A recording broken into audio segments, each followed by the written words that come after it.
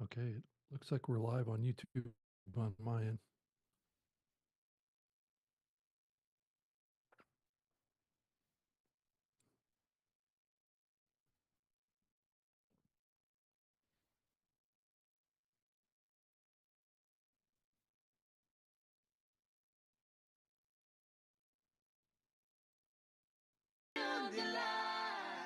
With Todd and Rob. Oh, yeah. Well, it sounded like the audio kicked off a little bit late there. Anyway, Rob, welcome to the new media show. Here we are, and one thing that I'm learning is that OBS is an incredibly powerful application. It is. But it doesn't have. Oh, I'm hearing you through my. Let me change this audio. It doesn't have the. Okay, there we go. That's better. It doesn't have the same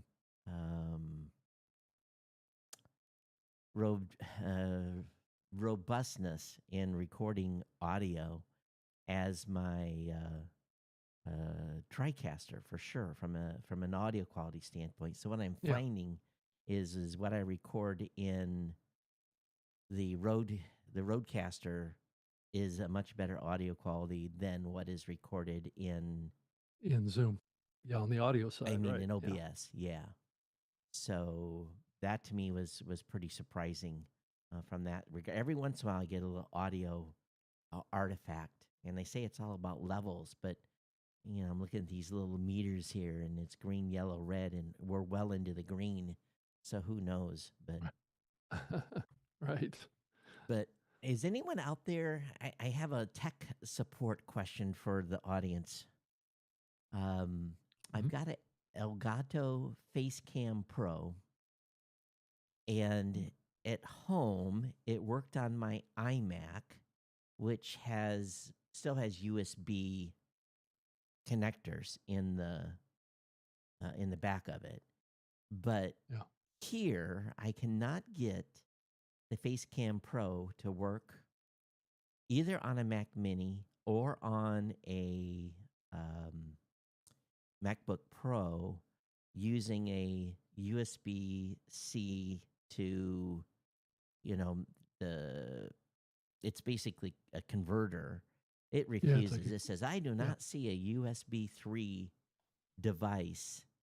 It's almost as if the MacBook doesn't have USB 3, which I know is not the case. So I'm utterly confused, and nothing is on the support forums that can help me. But I guess that's one advantage to a PC is you can be guaranteed to have a good connection. So you're trying to go from a USB-C to a regular full size USB somehow? It's basically, how on the Macs they do not have a regular USB port. Right. It's a USB-C port. Right. And with that, it basically is just basically giving me a middle finger here when it comes to it just doesn't recognize it. It says, hey, you do not have a USB 3 connection. That's the problem. So I don't know. Let me grab I'll show you one of the adapters I'm using. It's just a little itty bitty USB-C. Right. Yeah. And it's from Anchor, which is, I've used their products for years and never had a problem here. And this is, USB. Does it say it supports USB 3 on it? Yeah. USB-C to USB 3. So basically, you've got USB 3 being plugged into it. Then you have the USB-C that plugs into the Mac. And it will not detect that Facecam Pro camera as and it's bizarre. Everything else works. So interesting. It's a little bit annoying, but anyway. So if anyone out there has a solution that is used at Elgato Facecam Pro, I don't even know that I've ever seen one of those before. Yeah, they're a nice. They're a man. They're expensive too. They're a fantastic camera. And what's even more discouraging is they have it as part of. If I can show you one, it works with my.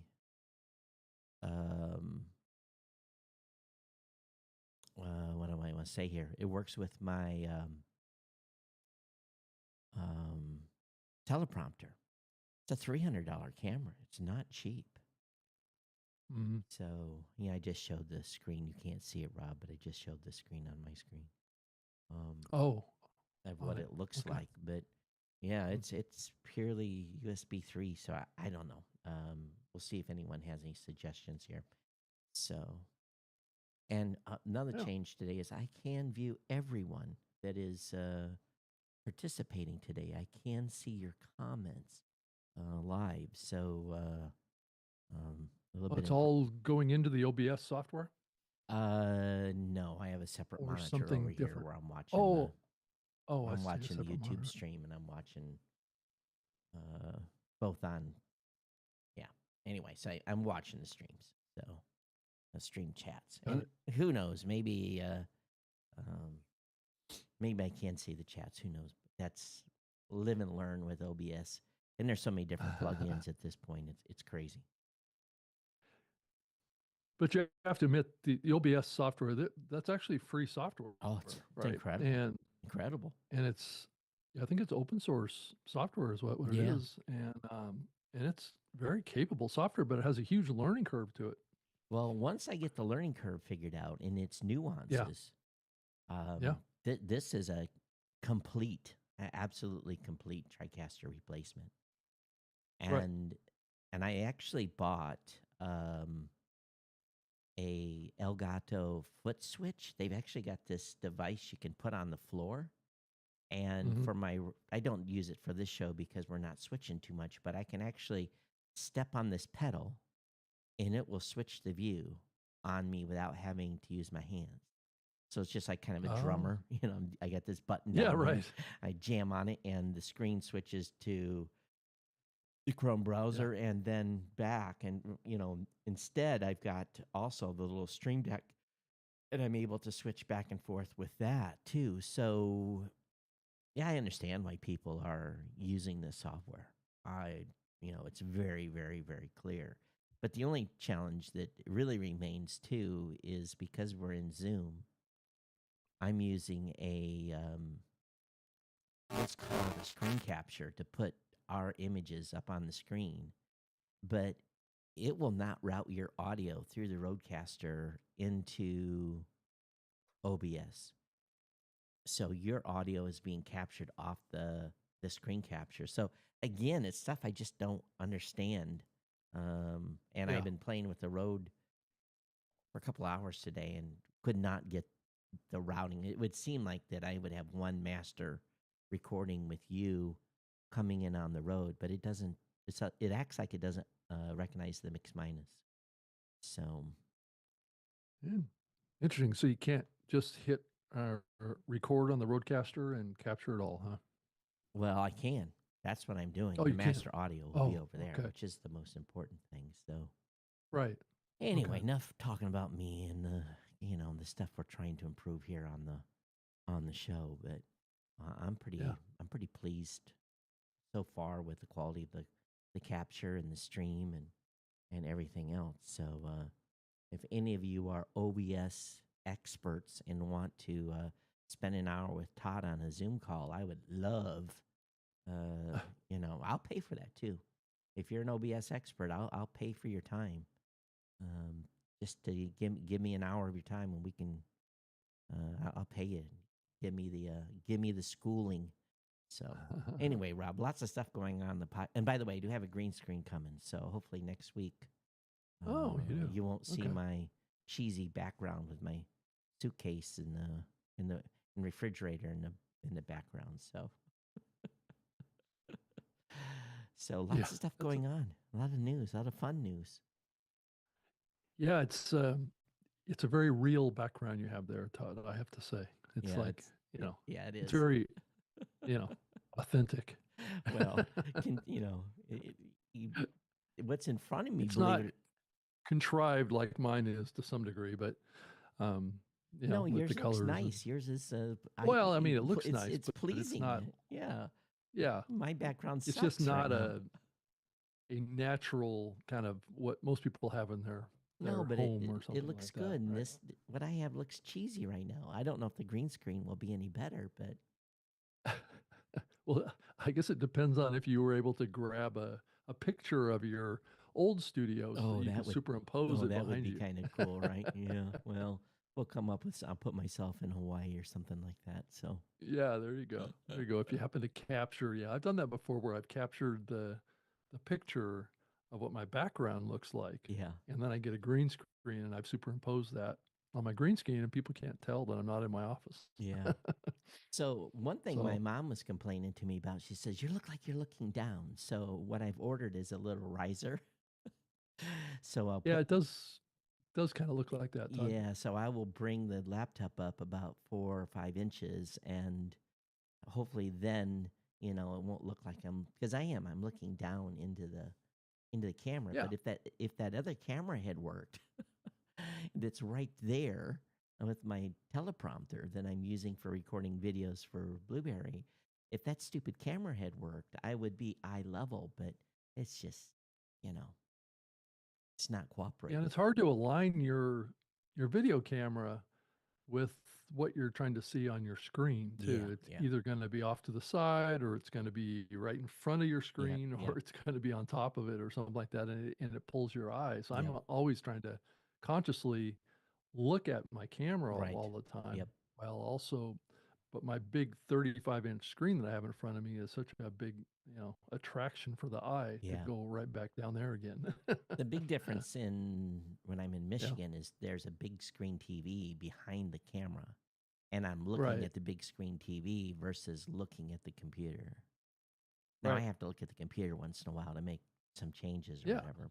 If my finger knowledge is good, I don't have to look down at all. So, yeah. Or if you have an outline that you're trying to follow or something yeah. like that, Yeah. you've got to look at the screen Yeah. to some degree. And whereas the teleprompter, if I was recording these videos for Blueberry and I'm getting ready to do a session on introduction to RSS, we're building our podcast consultant course, and Yeah. the it's going to look weird because I've got the teleprompter, where my eyes now, and I don't know if you does it look like I'm looking up above the camera? Does it look more Yeah, it natural? does. Yeah, yeah, it does. Yeah, and if it looks a little weird, so, looking into a teleprompter is going to be offset because of this camera location. So, yeah, you know. Well, and also the the Descript software now has what's called eye contact Mm, filter in it now too. I don't know if you've ever played I around with that, haven't. Todd, No. where it'll actually adjust where your eyes are looking. Well, So it'll point them right at the center of the screen. Yeah. so So eh, it's good for solo podcasts. I'm not sure it's a big thing if you're doing like maybe a interview or a group conversation, but mm, definitely with the solo shows, I think it's helpful to be looking at the screen like you're talking to one person that's sitting in front of you. right.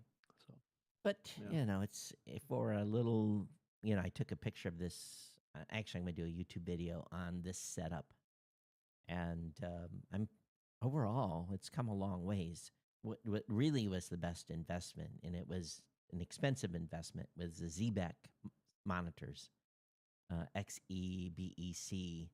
And what it is I've got the MacBook Pro right here, and then two monitors that are off to the side. That was the best investment ever from a productivity standpoint because I can have Slack running over here and another window there, and it's just like having a 3 monitor setup. right. Even though they are scrunched down, they're not, and I can flip them upright if I want. So that's always an option, but I'm actually surprised it all sorted itself out. I have a little hub now, and all the connections are recognized. That's the main thing too. Is get too many devices plugged into a computer, and Hmm. oftentimes the computers go haywire teleprompter, 2 monitors, the Rode, what else? The Elgato Stream Deck, the Elgato foot switch, all of that's working, and you know, minus the camera. And believe me, I've tried to run the camera with everything unplugged, and it still hasn't worked. So, okay. Anyway, So I wanted to try and cover a little bit today this kind of, I guess, question or theme or whatever you want to call it.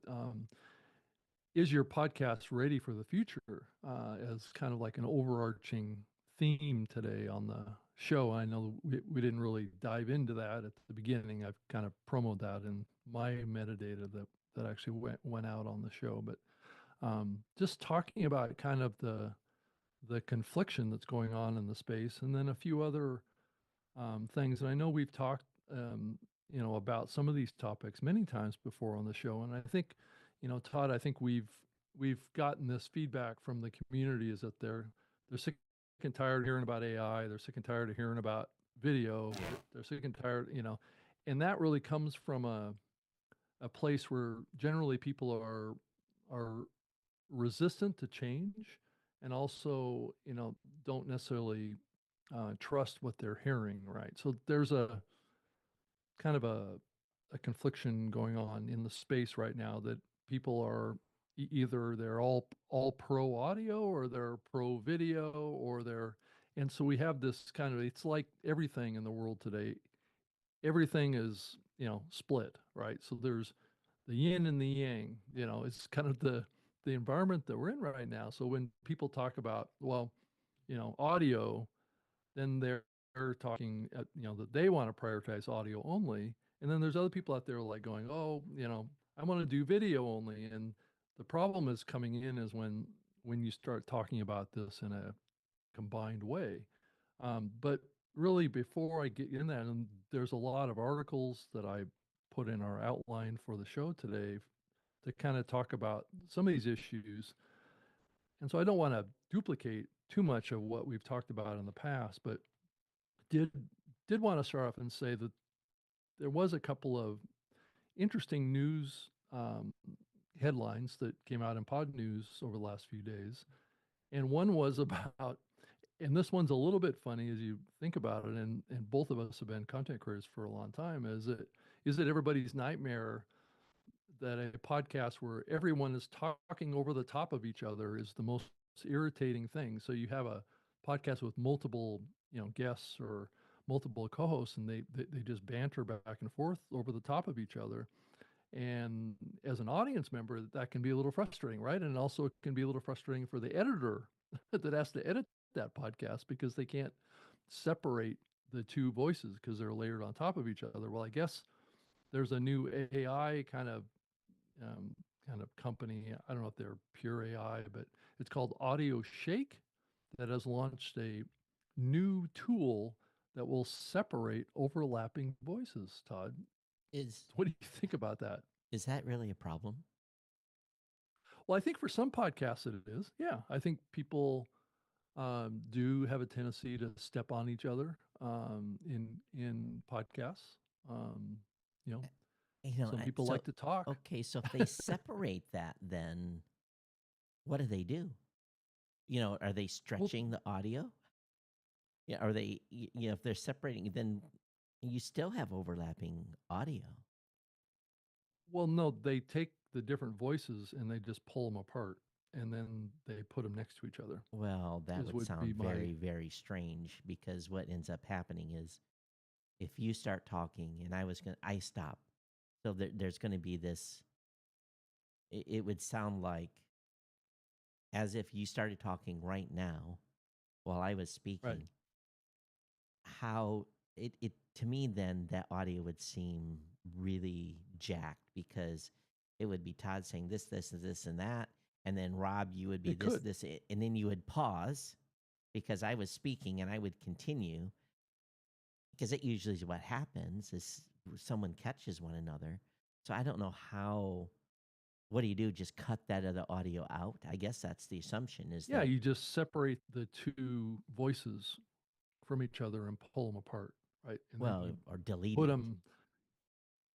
Well, no, you don't want to delete it because what it's saying is that you have a tool that's separating the overlapping Well, I voices, know, but right? usually one party will stop talking and wait till the other party gets done, then jump back in. So but for me, that way that tool would be useful is they separate them. But then it's not. Yeah, but then it's not overlapping.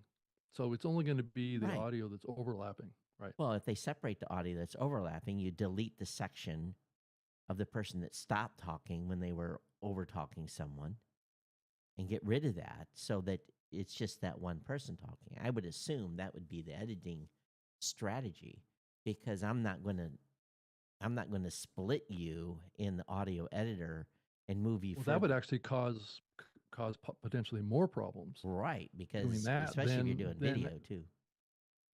Then actually just separating the two voices. Yeah, I mean, so if two people are talking at the same time, then you just pull those two people talking to each other at the same time apart.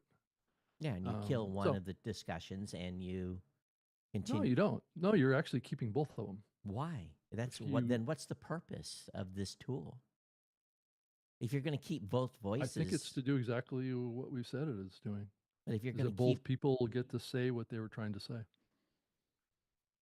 again, that So- only works in audio. If you're just doing audio, won't work if you're doing video for sure. Because how can? Well, they're not. Yeah, they're not claiming that it works in video. Yeah. So again, I think that normally what will happen is someone's over talking on someone. One of the parties will stop, or both, and then you say, "Go ahead," right? And then the person will continue, and then the other Yeah. person will jump back in. So I would see that as an editing tool to get rid of that awkward time. Yeah, so where that the it, overlap yeah, happens. so that it's Right. smooth during, so that way you're only hearing one speaker. Then, so I could see where that would be useful. I guess if you have 4 or 5 people on a show. Yeah. But it will create I think it will create a little bit of a different audio experience from it too. Just like you said, Todd, people will say, go ahead, Todd, or they'll just cut themselves off right in the middle of the word that they're saying, Right. to let the other person talk. And if you separate that, then it's going to be kind of an awkward transition.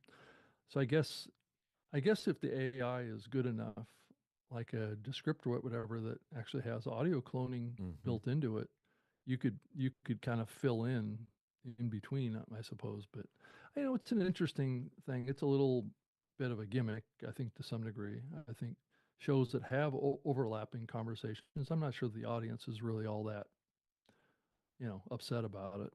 I think in time, what will happen is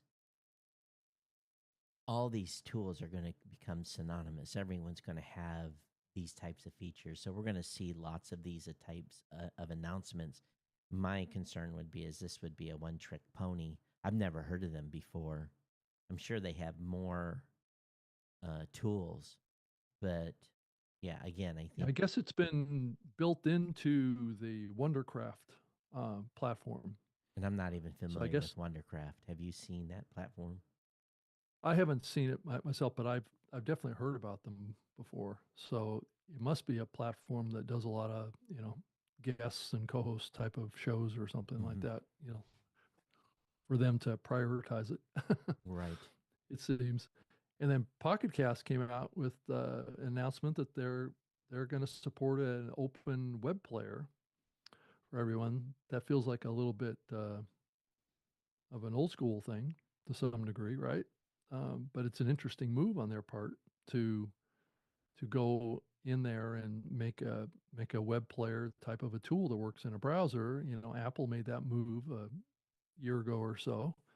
So, the support for browser-based consumption of content is kind of an interesting move that Pocket Cast has decided to do here. So they're a big fan of RSS. I think with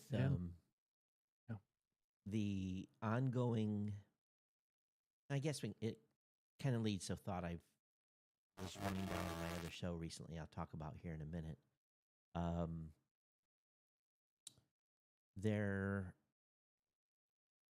What we see on people that do WordPress, PowerPress specifically, as Yep. compared to someone that has a landing page on Blueberry, their web viewing or web listening is multitudes higher because people are used to coming to the podcaster's website and consuming on the website. So we see as high as maybe 15% Mm. listening on the website for those that are using Oh, WordPress, PowerPress versus those that just have a landing page oh, at Blueberry, okay. which is Right.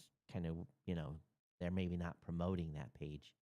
So Is it better indexed in Google because it's a WordPress, I think it's just you because think? people have a website. The listener Oh, knows they can come to the website and get the content. yeah.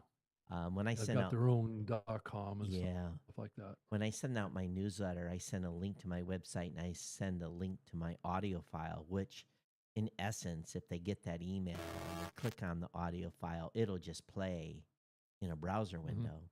And that technically is considered, a web play versus an app play. So we do still see good percentages. I think this show is 9 or 10% of people that listen on the web. I actually listen at newmediashow.com, so which is surprising to me. Or listen or watch. They Well, kind of both because some listen, both. some watch. Right. So I'm not that surprised about this. It, it is an interesting move, but I did like one thing that they said here, and they're bullish on open RSS. They say future podcasting shouldn't be located behind walled gardens. So, Yeah. it sounds like Right. they got that quote from me.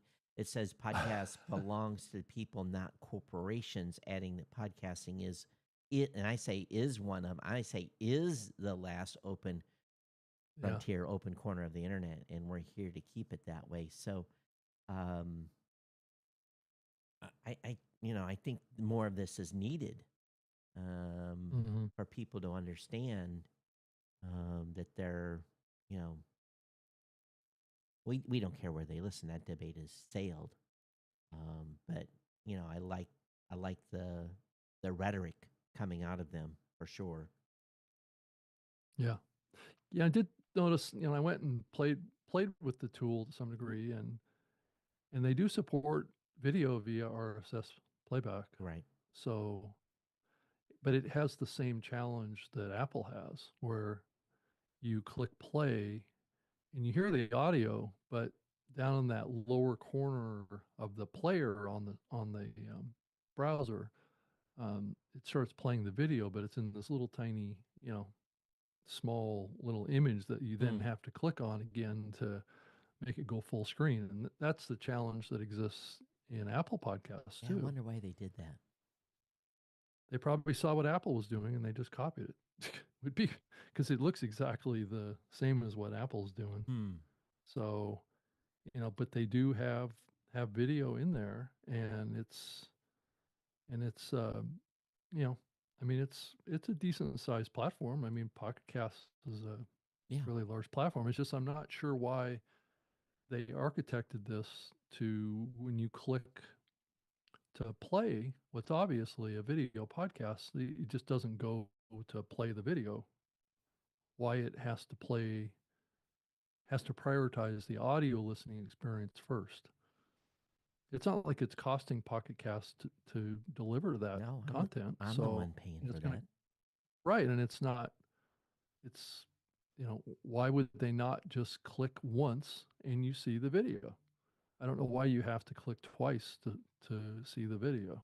Do you And expect, based on you, and I haven't played with it, do you think, Rob, that most people that are going to use this are going to do it via a desktop browser, or are you just going to do it via their mobile app? well, it could happen in both places.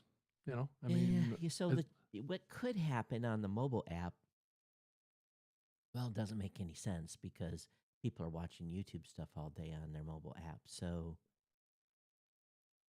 it should be the same experience. That's a problem here. We need to make sure that if they're going to support open RSS and video podcasts, that they they present that as a video podcast in the Yeah, it's a platform. And common problem across all of the platforms right now. Even, you know, I even discovering a video podcast in Pocket Casts like Apple and Spotify's the same way, and I'm like shocked at how disconnected they are about this.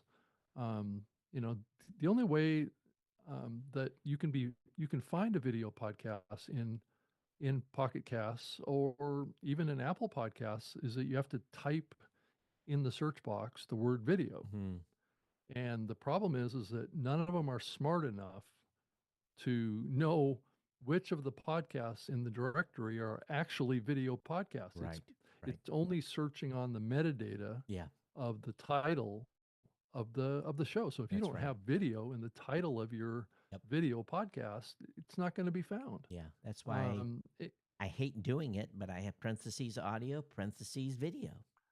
yeah, well, I do it with all of the video podcasts that I do too. This one plus my podcast tips show, I do Yeah. the same thing.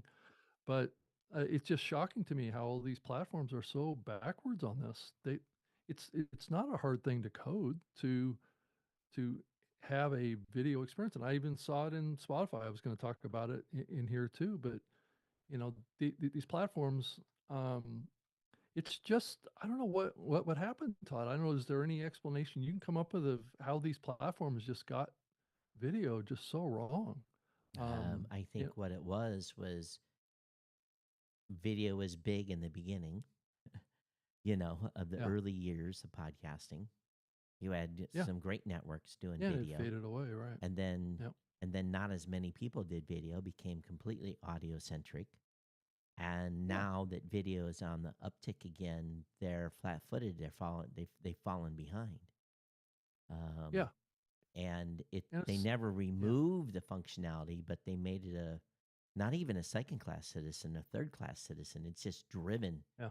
It's When you just go to buried. this show in Apple Podcasts and you get on the video version of this show, you would not know it's video unless you click in for more details. It won't show the video. It'll play as an audio podcast. So the Right. I mean, experience is even though horrible. it'll show the thumbnail that we have up there, the cover art with the saying, video Right. version or or videos, so a person knows this is a video version of But a you have to do an podcast. extra step, and you have to know how to do that Yeah. step to get Well, to and you the have to video. notice down the very bottom of the player at the Yeah. bottom of the screen when this little tiny video image is playing to the A- left of the And player, and and I it's it's amazing, i- you know, just I know Ted and the rest of the team are listening. When you guys are out talking with people in the public, and you're I mean, talking about everybody's making this mistakes. and you talk about Apple Podcast, you know, ask people, do you know that? Just ask someone, do you know Apple Podcast supports video? And I bet you 9.5 out of 10 times you go say, what? They'll have no clue. Right. Nary a clue. Yeah. So, because that's my experience. I show podcasters all the time that Apple Podcast supports video, and they're blown away. They're like, what? Yeah. And then, I think the thing that I'm going to start reverting to is, and I need to check the experience on Apple TV, is maybe I need to start taking Apple TV to trade shows and having a monitor back there and have Apple Podcasts playing a video podcast to make people Yeah. understand that video, and I haven't checked on Apple TV lately on what the podcast experience. I'm assuming it's better. I'm assuming the video just plays. Yeah. And I've got I an wouldn't Apple make that assumption. I've got an Apple TV. I got an Apple TV here, so Yeah. I'll test it Yeah, I today. have one too. Yeah, I have one too. I've had for many years. But But I was just shocked, I went to go look at Spotify and what they're doing with this stuff too, and it's the their top navigation for their directory says podcasts. mhm. Okay, you click on that, and there's no way to discover video podcasts. The only way to actually even have a chance at that is getting into the catalog, and then there's at the top of the screen is a few more genre details, and there's a genre detail up there that says podcasts and shows. It's like a tag almost. It's like a tag icon, and you click on that, and it takes you to a page that has a list of audio podcasts as well as a row of what's tagged in there is video, but it's not titled as video. It's in this little tiny text on the screen. And then the only way that you can actually find at the top level, find video podcasts is you go into search and type in, just like I mentioned with Pocket Casts and Apple Podcasts, you have to type in the word video. And like I said, it it's only going to pull up episodes that have it in the metadata. Here's the reason why, Rob.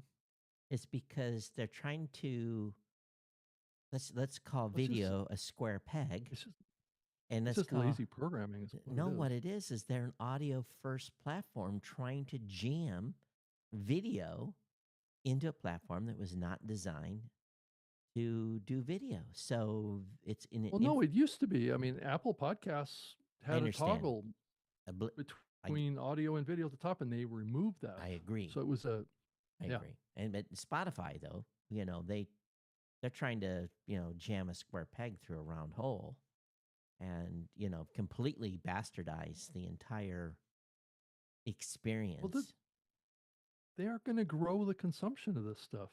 That's the thing. They can want to be in the video business all they want. Get the content creators. I mean, even going over and looking at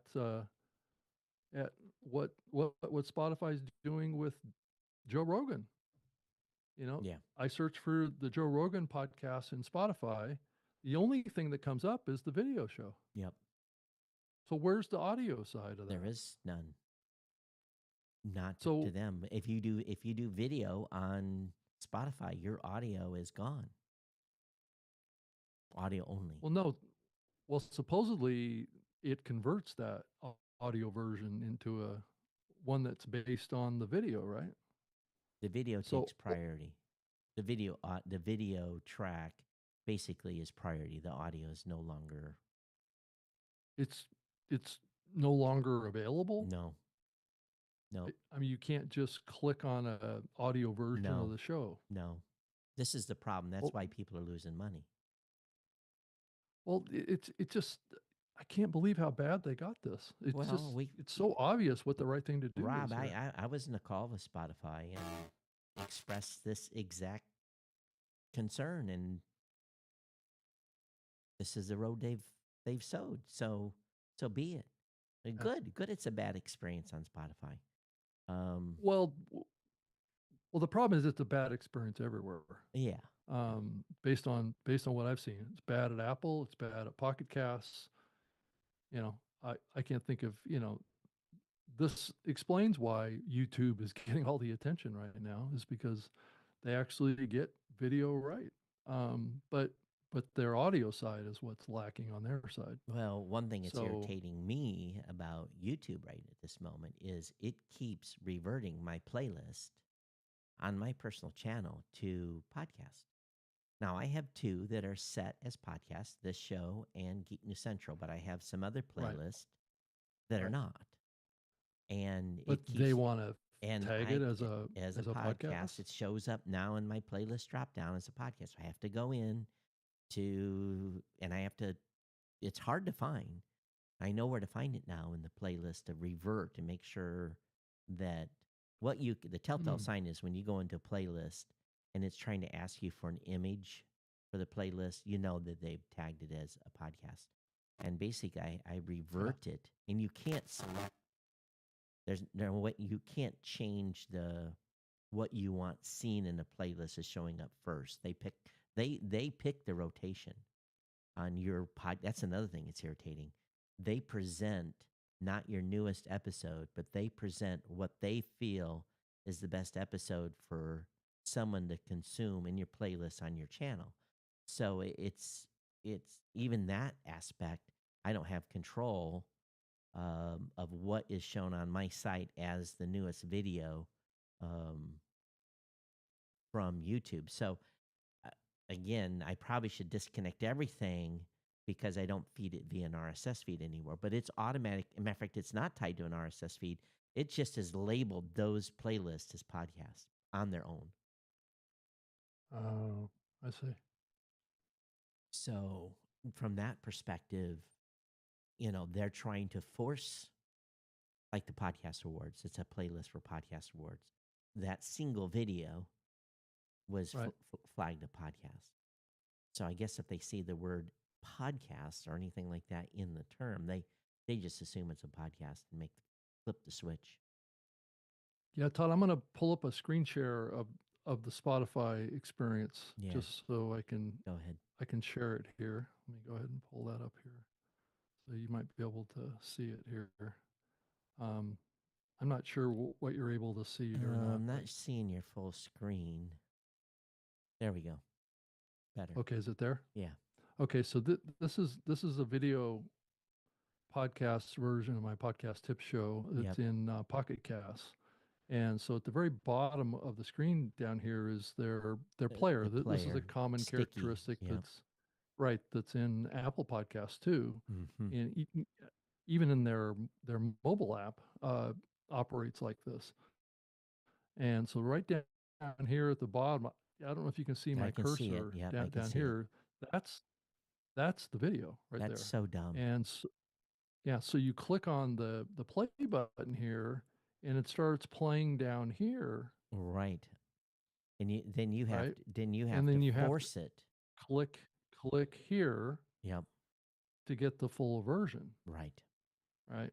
So there's 2 clicks involved in this. Yeah, they shouldn't. And do that. that's the core of the problem. Is that if a person clicks to play a video show, they should just take you to this page. I agree. Yeah.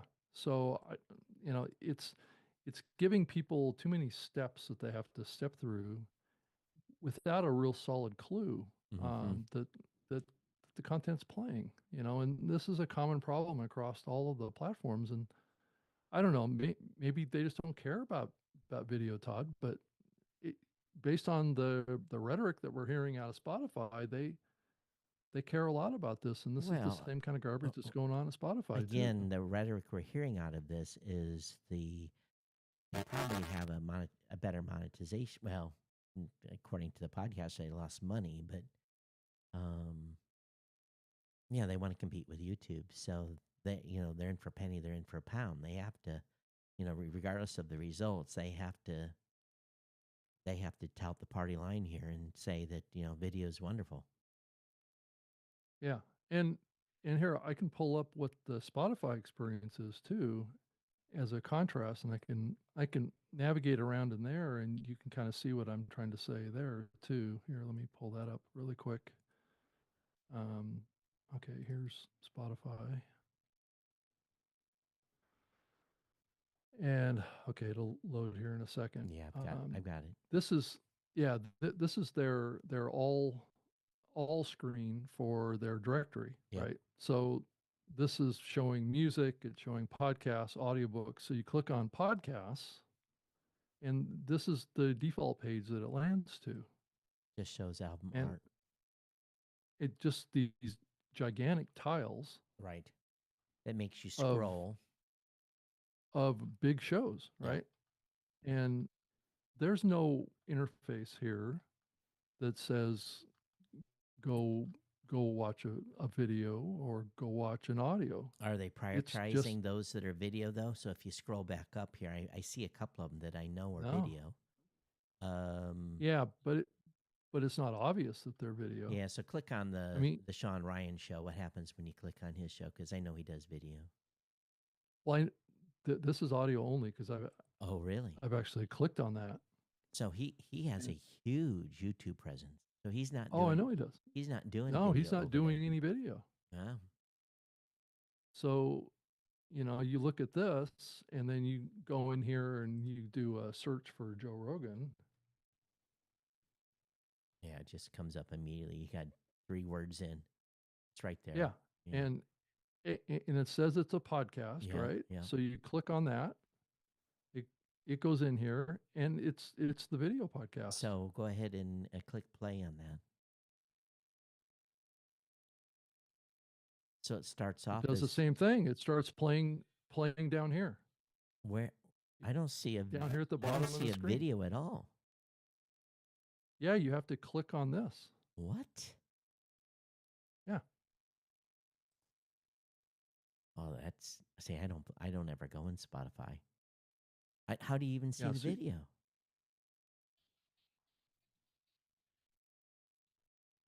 I don't even see how you get to the video. yeah, it doesn't actually give you an easy place to click Yeah. to actually do that. So you don't. I don't know. Yeah. You don't even know Yeah. how to surface the video. It just plays as audio. Isn't that funny? Huh. Okay. So I I clicked on a little pop up. Oh, and it opened I it don't know up. if you can see that It's though. you'd have to drag it. It's kind of yeah. There I see it. You can see it. So Yeah. okay, so that's the video. Oh my God, what a horrible experience. Now you're doing it on a desktop. Is the same experience on mobile?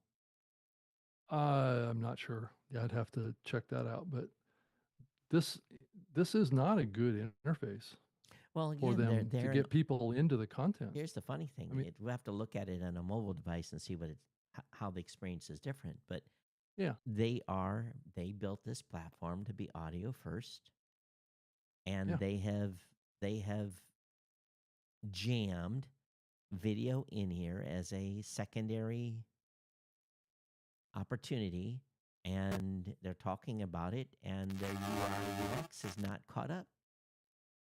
I'm sure So my oh go yeah, I'm sure go ahead, most Todd. people do not consume Spotify content on a web browser.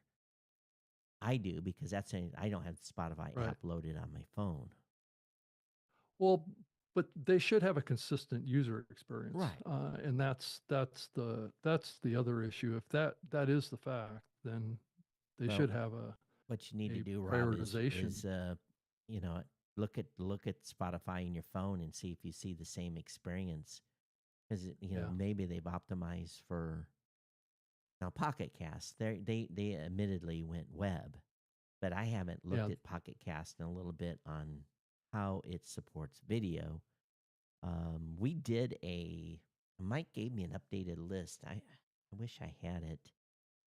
Mike, if you're listening to the show, he may not be because it's late. Um, fire I me mean, over. Go ahead. all they would need to do is put in two play buttons here. One that says play video or just titled video, and then one that says audio.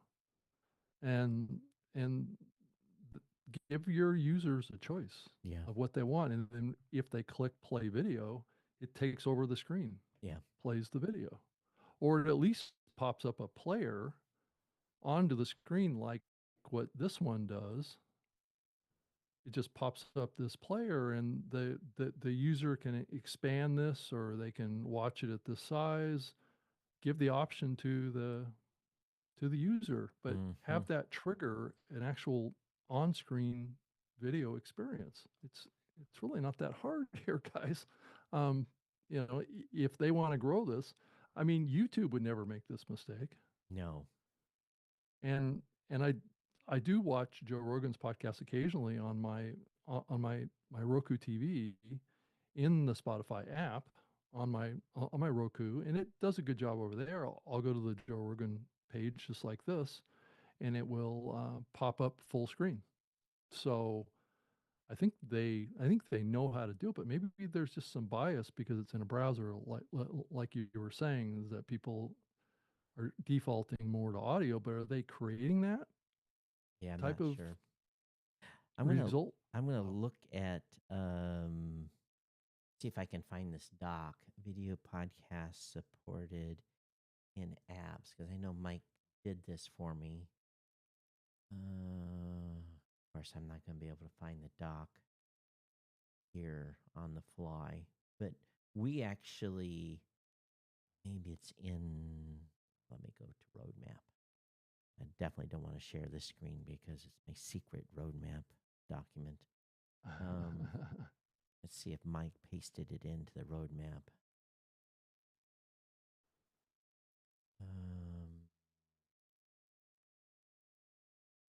No, he did not. He basically created a list. It was pretty long on the number of podcast apps now that natively support video, more than we Right. thought, because we tested all of them. Yeah.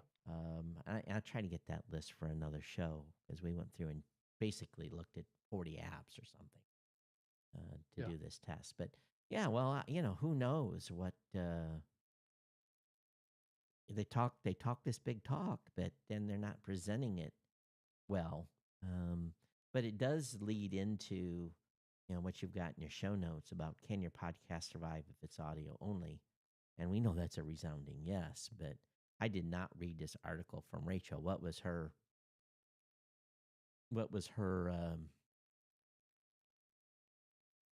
Well, hypothesis? I think it's a mixed bag, like everything on this topic, right? It says, while video is an important part of your podcast strategy, I think that's her kind of default thought. Uploading full episodes of your video podcasts isn't essential for success. So it's a it's it's a little bit of a mixed bag, and it does depend on what kind of show you're doing. Yeah, there was a extensive. I got some viral feedback on a post I made on Facebook. Let me go down here and see if I can find it. I had posted more than a week ago to the effect that is this the one? The grass isn't greener. Oh, this is from that. No. I got to go here. Let's see if I can find it. No, but it's not this. I did this. I did this pretty good post on who controls your brand, rethinking creator dependence on big platforms. I get a lot of commentary on that one. I know where it was. It was on Facebook deciding that they're not going to keep live videos for more than 30 days. Oh yeah, right. And they're not going to archive all your old videos. Maybe it wasn't. Facebook here. never really built a video platform to expose all those archive where is videos. That commentary at? Because I got a pretty big pushback from one of our listeners. I'll find it here. But his contention essentially was that why not?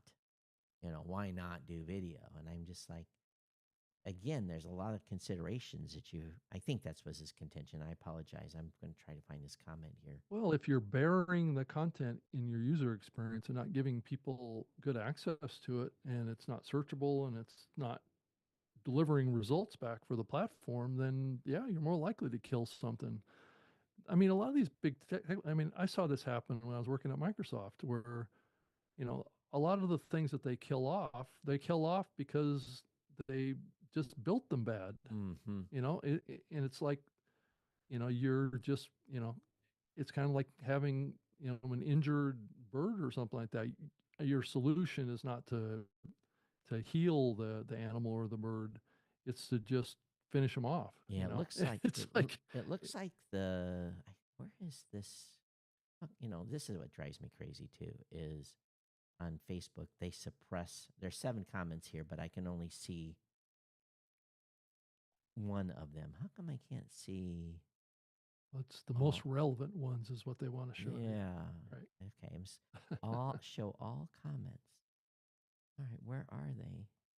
It's in this post because I did an interview with Daniel J. Lewis, and it was audio versus podcast, and I was not complaining at all about Spotify. It was just we're having this conversation, and right.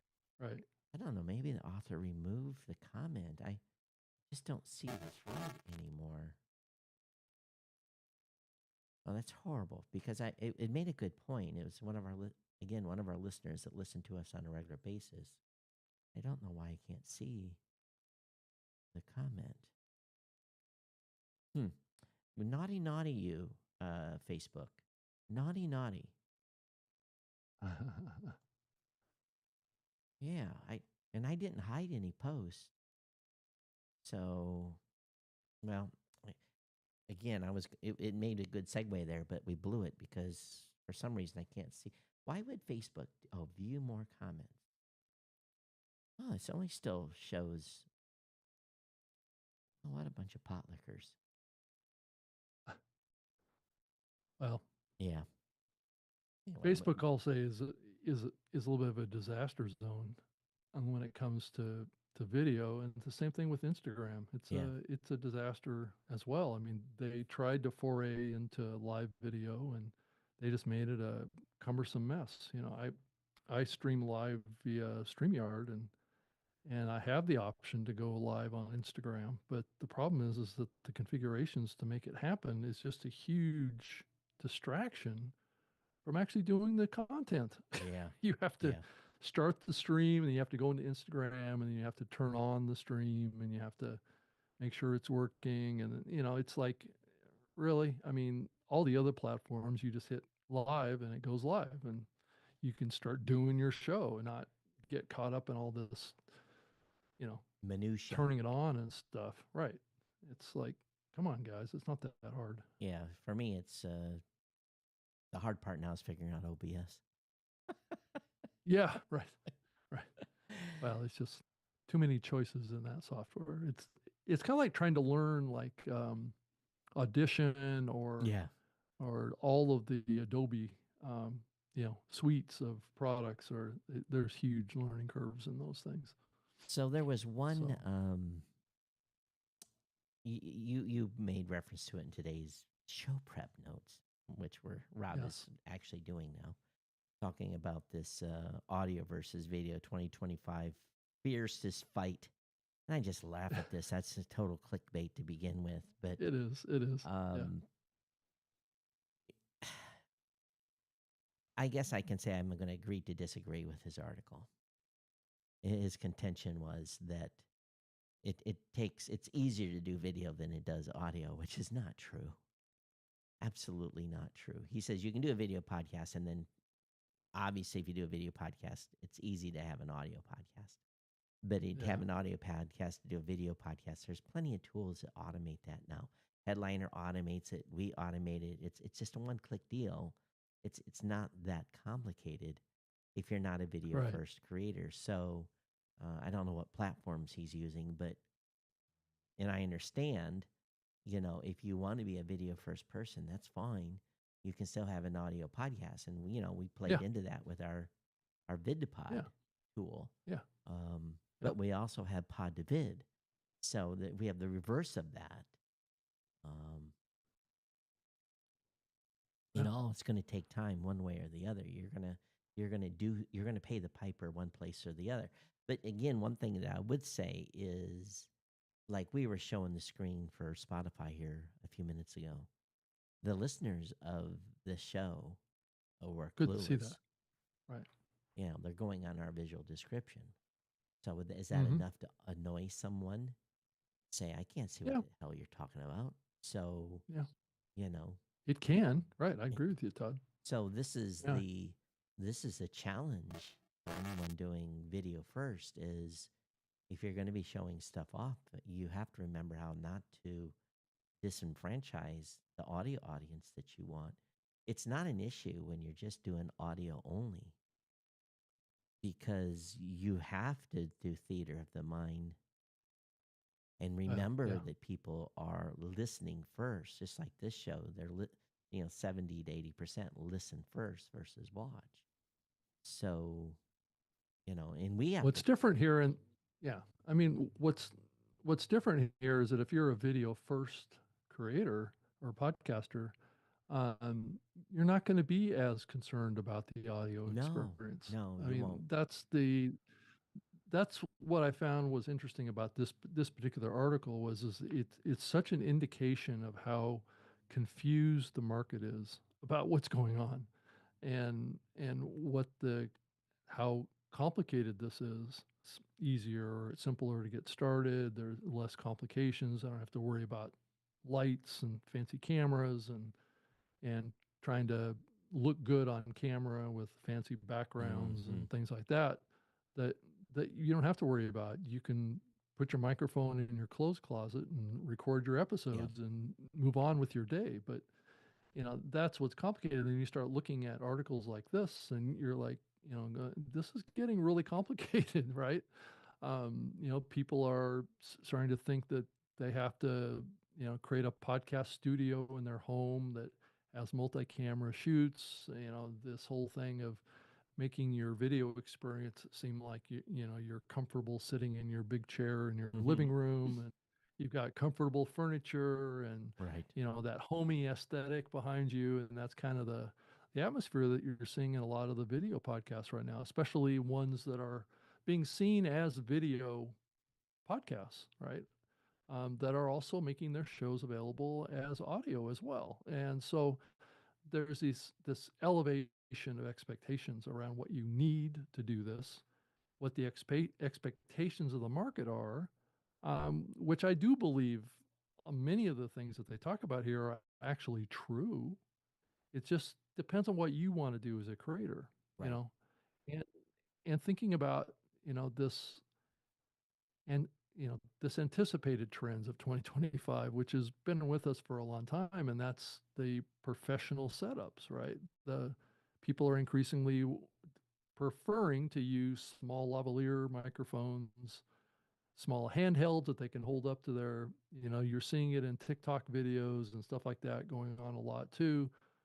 So these small handheld mics, but they're usually wireless mics, and in-ear monitors like what we have here, Todd, Right. which is something that you would do if you were kind of a video first creator. Because Well, if you're not, you're going to have these big headphones on, right? yeah. Well, the reason I went to in ear was aesthetics Yeah, and right. also comfortability. Yeah.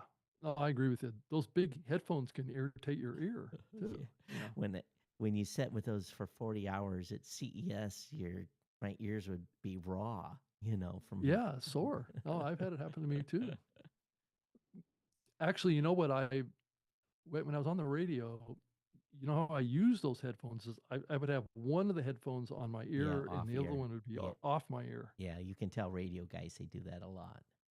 right? So I could hear myself speak in the real world, not just on the microphone, but I could still hear myself on the It microphone. So amazes me it some of the gives you really both. super high number video podcasts that are still using big headphones. I'm just like, Yeah, why haven't you I went to always laugh at that. why Yeah, haven't you went to in ear? You've got the microphone coming in low, coming up versus on the side like here. My setup doesn't yeah, but allow a boom to come under. But why are you but you wearing still have these big big big cans on honking your head? headphones. So it's to me it's a little bit funny. Um, Well, I think it speaks to just the confusion in the marketplace around expectations and what is possible. Probably a lot of those people don't even know it's possible to get the in-ear headphone monitors, right? yeah. Um, or where to get them, and there's a perception they're expensive or something like that, which they are not expensive, but it's just one of those things. I think you can spend a lot of money on them. I Yeah. don't know how much you spent on yours, Todd, but I only spent like $25 on mine. For your in ear, I went a little bigger, Yeah, obviously. And the reason I went with the ones I went with, the Shure ones, you get up into like a little under $200, 200. is Yeah, you can buy a new cable. So the connection cable yeah, I have it here, here too. this cable can be replaced. You see, I got it plugged Yeah, I have in. the same thing. So Right. so if these, as a matter of fact, I've got a backup pair. So here's my backup pair. I wore these for 10 plus years. Uh, Yeah.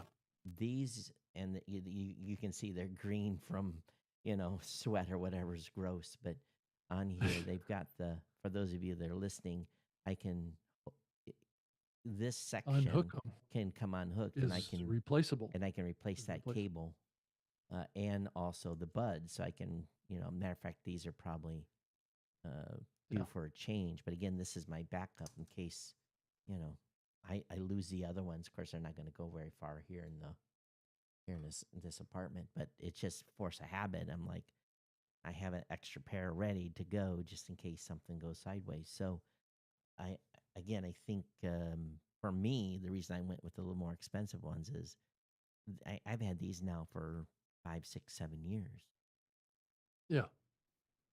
I've had mine for a few years now too, but they're not expensive. I mean, you can just get them on Amazon, Yeah. and there's lots of them to choose from. But even things like these booms, like we Yeah. both have, right? Those are increasingly becoming kind of passe now. Yeah. Um, The ones that there's more come, and more, the one I right, did up comes in from the bottom from the up, bottom, and right? those are cheap. I can I can kind of simulate that Yeah, but it with doesn't my sound boom. good. Yeah. Yeah, it's just not as good, um, but yeah, I have a mic stand too that I could put right in front of me With right as much here. stuff as I have on this desk, I can't. That's why I switched it in Michigan to the one that comes from under up. But Right. here I can't because I don't have the real estate for the desk to support it. So And I guess the goal is to just kind of take the geek out of the screen so yeah, you yeah, just yeah. kind of see the person and not. The problem I've And had that's with why yeah, the problem I've had with wireless, or not wireless, but going with a lab is I've never really gotten the same audio audio quality. quality. It's Yeah, I've always got a lav here too that I could turn on in a second, but the audio quality is not yeah. anywhere near And what even this I is. have some expensive labs that I've used through the years on interviews on show floors, but still they sound to me. Tinny, Yeah, usually. and also you can really detect when you don't have a room that's soundproof. Like this room is not soundproof at all.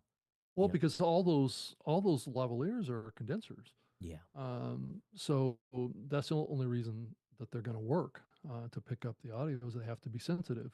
I've got These, tile here, no carpet whatsoever on the floor. I've got a yeah, couch, a bed, but this room yeah, is. I mean, you can hear it a little bit in the sound, but this room is not at all conducive for. It's a concrete box. Is what it is. yeah, Uh, and maybe at yeah. some point I'll buy some sound dampening. But I keep thinking about the more stuff I buy, if I ever, give up this apartment, I'm going to need 3 suitcases to take everything home. Right. Yeah, that's true. So, and I think we are going to see as we look to the future, kind of podcasts becoming seen as TV shows. This line between what a podcast is and a TV show concept are going to be blurred. And I think it's already there. Already there. Yeah, it's already there. It's Yeah. already there, really. And it really is about the aesthetics. That's the main difference. You can tell I'm not in a studio. You look like you're in a studio. I look like I'm in an apartment, which I am. So it's an aesthetics thing. So we'll Yeah. see. And there might be a few things I can do here. Might be able to turn the table different, but I'm I'm in a 47 square meter studio, so there's not a lot of room Yeah. to move things around to make it more podcast friendly. Yeah, I'm not in a big room either. It's a 12 by 14 foot bedroom. Yeah, So it's not that big either. my working So it's, area here is 4 feet by 3 feet. By the mhm. 4 by 4 square is my little working area, and Yeah, and this whole setup that I have really takes the whole bedroom. yeah. I mean, there's really nothing else in here other than my dining room table. That's my desk. Yep. It's large. It's like 6 feet wide by Why didn't you buy a real desk, Rob? because I had this already. It's a wood desk that's got great support to it. It's big. Oh, It's okay. about it's almost 4 feet deep by 6 feet wide. So lots of room to So put papers and stuff and have clutter. no, I have lots of computers and I have like 3 monitors in front of me and a teleprompter and all sorts of stuff. So Yeah, yeah. it the space on the desk is used. So, but anyway, Oh, I'll take a picture of the space I'm using. I think you'll laugh a little bit. yeah. By the way, we are lit and live again. I did get the a cable replacement. The first one was a quarter to a quarter, even though I did a quarter to a mini jack. So I had to order again, but the cable came in yesterday, and so Yeah. everything is working. We're streaming live for those of you that may be listening to the show. We do have folks that have been streaming the show. We want to appreciate those stream sats that have come in, Darren Schwartz and others that are listening to the show with a modern podcast app. So Rob, And you do have to be. Oh, go go ahead, Todd. Yeah, I think if you're going to do video, you do have to think about visual elements. And I think I'm increasingly adapting what I'm saying to creators now to, if you're just doing audio now, and if you want to get into video, just go into it very simplistically. Don't go in all in. I mean, all of us have smartphones, right? So we can do vertical videos that are in addition to our audio podcasts, and just put those out as shorts, and hopefully build your personal brand, and just keep it simple, and pick maybe one or two of the vertical video platforms to work with. It probably preferably YouTube, but TikTok is a good one too. And just, use video as a supporting tool to drive attention to your podcast. And if 25 it's audio days, Rob. only, 25 days on right. TikTok. So we'll see if it gets done. 25 days towards what? To their reprieve. Till their reprieve is over. So they were given a 75-day extension to get her sold. Oh, so okay. Also, it could be shut down again. Is that what you're saying? I doubt it. I think if there's a deal in progress, they'll probably extend it. But yeah, they got 25 days left on what Trump gave them for an extension. Yeah. A lot of weird stuff going on in the world these days, isn't it, Todd? That's an understatement. Craziness going on here. They, of course, I don't talk politics in another country, but they just arrested the former president here, and yeah, not pretty. Not good, huh? No, not from a just one of those situations where you're out and about and you see a protest go wide. Don't wander into the middle of it. Yeah, kind of walk. Not good for walk one's, around. Yeah, right, or right. avoid completely. Yeah, right. Of course, a little bit Over of that a going couple of streets. A little bit of that going on in the U.S. as well. Yeah. It's a tough time to own a Tesla. I'll just put it to you that way. So, but anyway. Have we run out of stuff to talk about? Or are we still got more? I mean, unless you have anything to talk about, things that you've noticed or people are talking about right now that's kind of new. Is there anything you've heard? The only thing I'll go back to is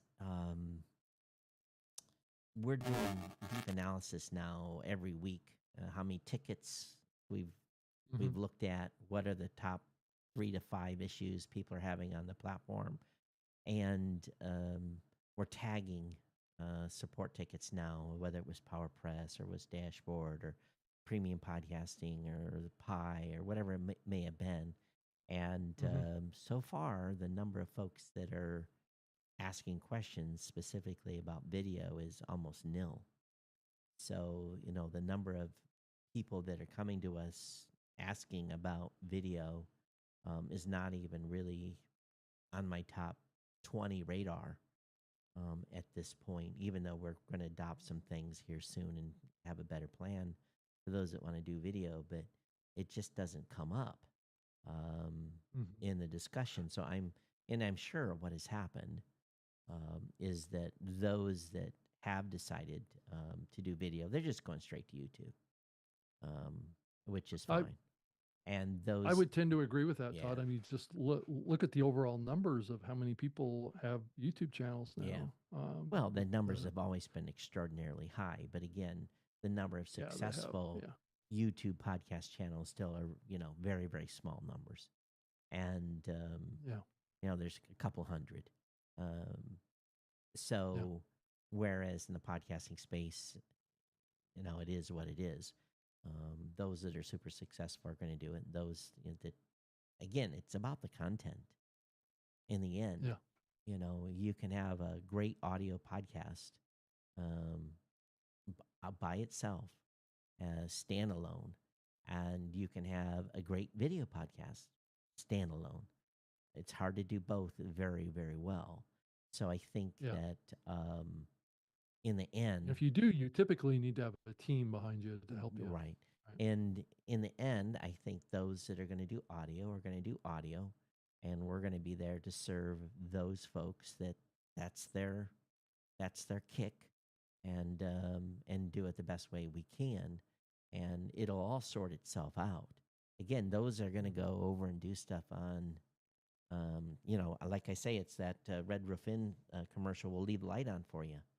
Um, we're here for Yeah. you when you've invested time and energy and more editing time and camera investment, and just like I'm having some technical challenges here and get through all the additional, because I think the average person is just used to picking up a phone and pointing in Right. their face and doing something.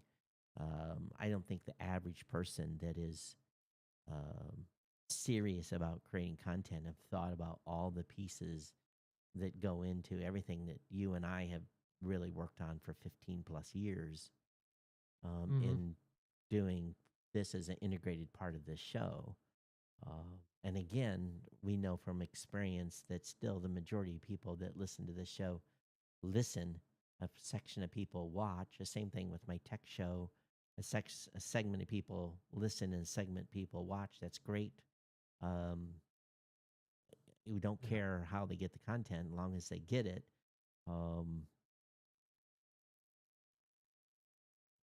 I guess there's really not much more to say. So I think from my perspective and what I've Yeah. been really had my team focused on is how do we better serve the creators. Hmm. We've got two major products coming this year. One's taking a little longer than I wanted to get it out. So we're probably 60 days away from the launch of that product. But the the second product will probably come sometime mid-year.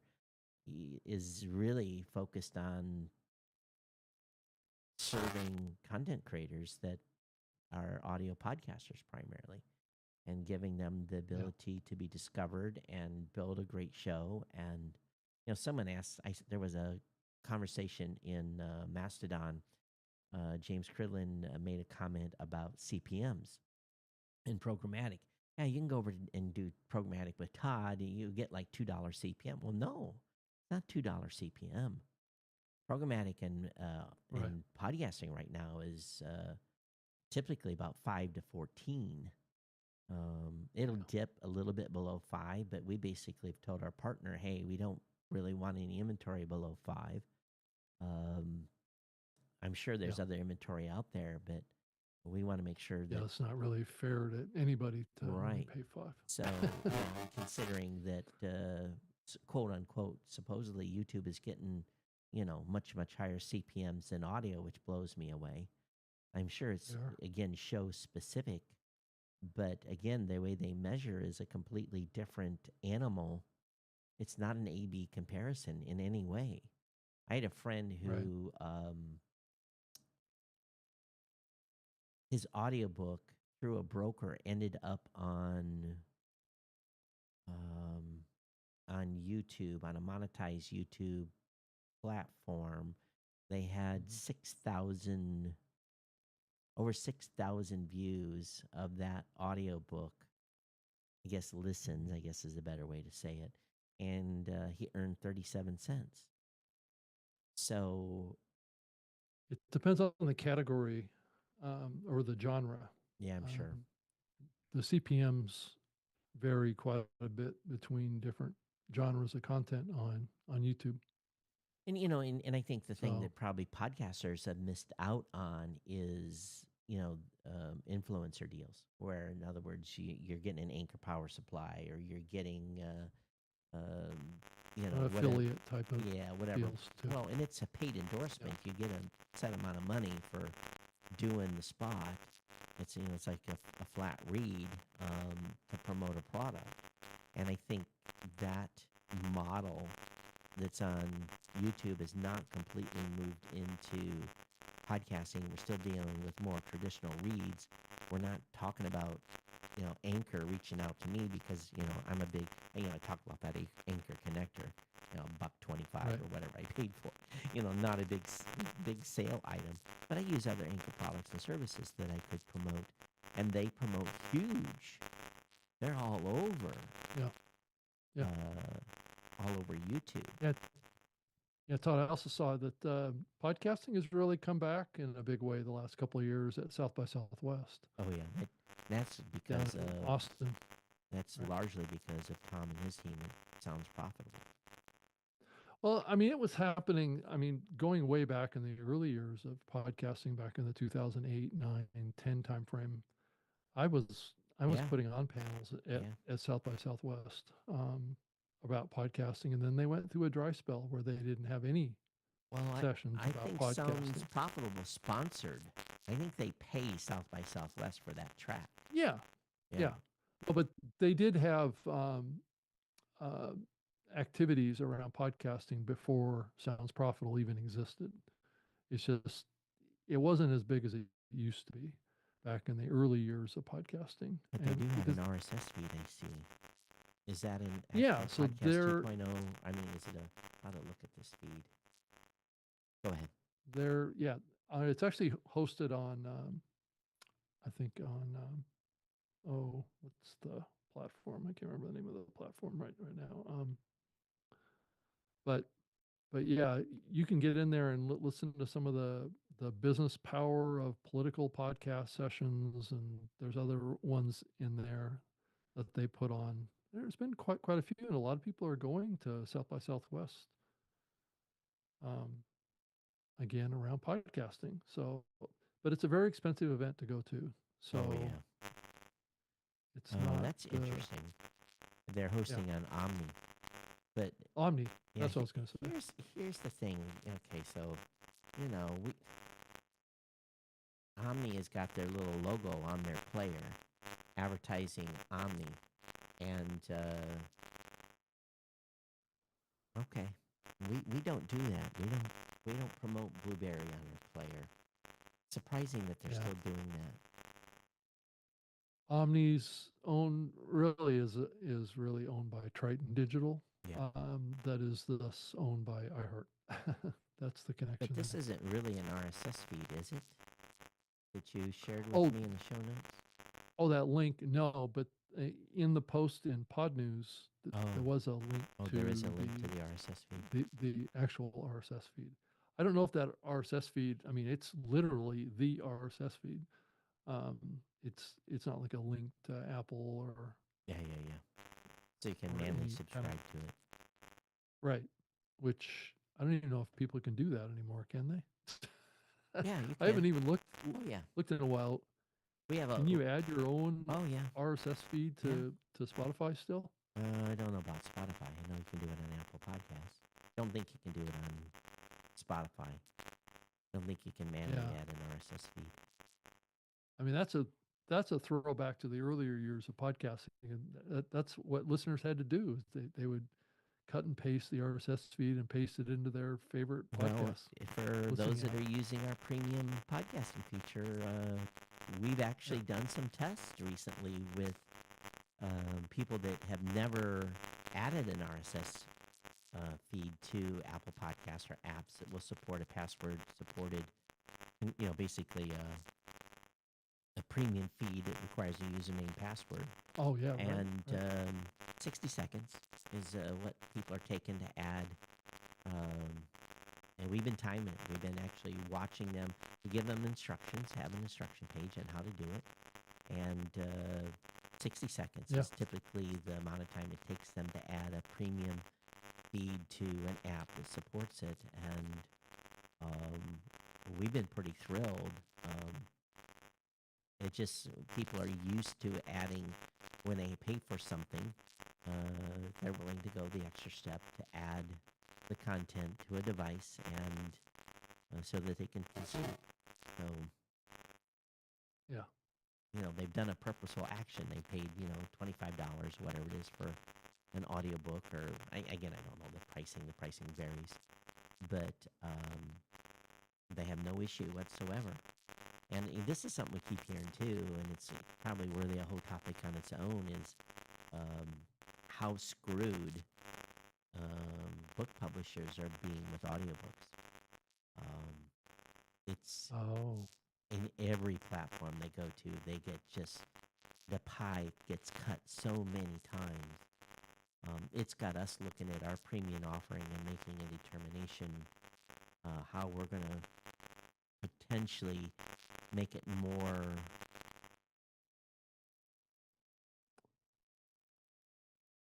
fair. Todd, you still there? Yeah, make it Yeah. more fair to, because I'm just did a brain fart there, so sorry. Yeah, make it more fair for them to get more of the cut.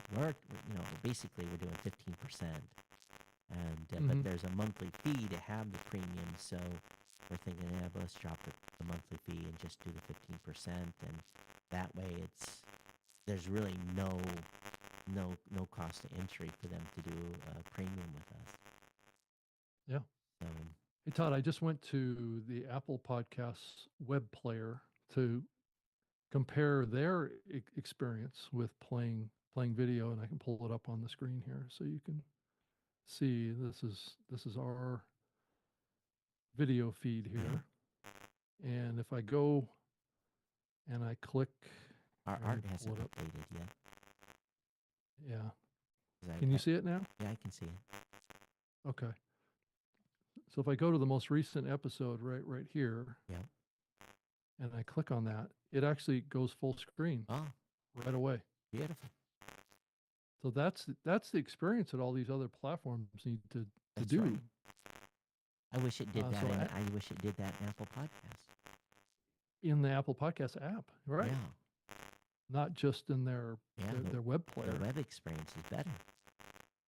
Yeah. Bravo. Yeah. So I thought I would pull that up and compare that instead of keep beating up Apple. But so it Apple looks like needs to they got it right. Start promoting how to add this to Android devices. How to make this. Right. Because this is what it is. It's a PWA. Right. Bravo on and that. So that's the consumption experience for video podcasts on their web player. But they just need to make that happen in their podcast app on iOS. So bonus. So Ted, the team did good on that. Yeah. Well, congrats, Ted. Yeah. So, and team. Well, that's interesting that we haven't noticed that. So good catch on your part, Rob. Yeah. But that's something they should be promoting far and wide. Yeah, we support video podcasts. Here's 5 examples. Yeah, I mean, what's the downside for them? That they're not paying for the bandwidth for it. Right. So why not? Is my comment on it. What are they hiding from with this? And it looks like maybe they've gotten the message, at least in the web player. So maybe there's some hope there that we'll see it happen in the mobile app. One can wish. And then maybe people will start utilizing RSS video more going forward. But there has to be hosting platforms that embrace it, because I don't think Spotify is embracing it on their hosting side. No. Well, they're embracing video, but it's video only. Well, it's video only to their platform. Yeah. It's not doing like what they do for audio, which is making RSS feeds to make it available to other platforms. So, yeah. So we're at the end of the time here, Rob. But I did want to mention that any of you going to TravelCon in Arizona, the Blueberry team will be at TravelCon. So stop and say hello to the team. And of course, Podcast Movement is coming up in Chicago here very, very quickly. We'll be there as well. I will not. Other team members will. Yeah, I'm not going to be at the Evolutions event this year. Doesn't look like it. And we pretty much made the decision just to do Podcast Movement in the summer going forward. And then, of course, fast. I mean, it's coming fast. It's already March, the big show in London. Oh yeah, So yeah, that's coming up really quick. heavy planning for that. Airline prices have finally come down a little bit. They were kind of scary there for a little bit. I wasn't finding anything cheaper than like $3,000, and I'm like, oh my god! And then they're back down to around $1,500 where I would expect them to be. So, but yeah, there for a little bit, I was like, I'm gonna have to do 5 stops to save the company some money. Flying 2 of us over, and that's an expensive event to support. Airfare, the hotels there are not cheap. You didn't stay at the main event. You stayed a couple miles away when you went last year, right? Or a couple years ago, whenever you went. Yeah. So. Yeah, exactly. So, I mean, it's going to be interesting to see what both of these events turn out to have around attendance. Mm-hmm. That'll tell us where we're at. And who's attending. Yeah. We know who's attending TravelCon. That's we're there because it's an opportunity for us to, promote podcasting as for people that are doing travel. Most of those travel folks are doing YouTube videos. So that's in Phoenix? Is that what you said? It's in Arizona someplace. I think Phoenix, yeah. In Phoenix or Scottsdale or someplace like that? Someplace. The reason I don't know exactly is I'm not going. I haven't paid attention. Got it. All I know is I'm paying the bill. Right. All right, Todd. Well, all right, everyone. We can wrap it up. Yep. Yeah. Rob, contact info. I can be found on Twitter X at Rob Greenlee, on YouTube at Rob Greenlee, on all the socials, Instagram, and Facebook, and all those under my name, and robgreenlee.com. So you can find me over there. So, and then if you want to send us an email, send it to rob.greenlee@gmail.com. Love to hear from you. Yep. And I'm Todd at blueberry.com. And again, if you are a OBS expert using the Roadcaster and maybe even Zoom, let me know. I'd love to have pay for a consultation with you. Todd at blueberry.com, at Geek News, at geeknews.chat on Mastodon, and of course at Geek News on X, where all the action happens. Yeah, thanks everyone for being here. We'll be back with you a week from today at the same time, 8 p.m. Eastern. So if you want to join us live 8 p.m. Eastern, when while you're surfing your YouTube, you can subscribe to either Rob or I's YouTube channels, and you can catch us live in both those locales. So again, if you're an AI bot, feel free to index this show. Use it as you wish. Rob and I have been in the podcasting space for more than 20 years. And feel free to index anything on newmediashow.com. We have our permission to do so, and use it in your training models, along with all the audio programming as well. So thanks, Rob. We'll see you next week. All right. We'll see you later.